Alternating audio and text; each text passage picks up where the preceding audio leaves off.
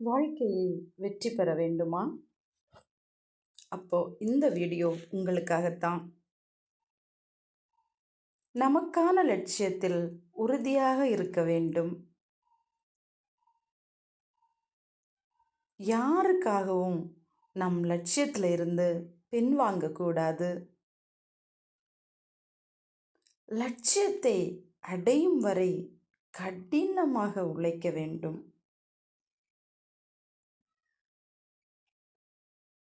வெற்றியை நோக்கிய உனது பயணத்தில் வரும் இடர்களை தைரியமாக எதிர்கொள்ளணும். என்ன பிரச்சனை வரட்டும், அதை நீங்கள் தைரியமாக எதிர்கொள்ள நீங்கள் ரெடியாக இருக்கணும். 5வது, உனது எண்ணமும் செயலும் உனது லட்சியத்தை அடையும் வரை ஒன்றாக செயல்பட வேண்டும்.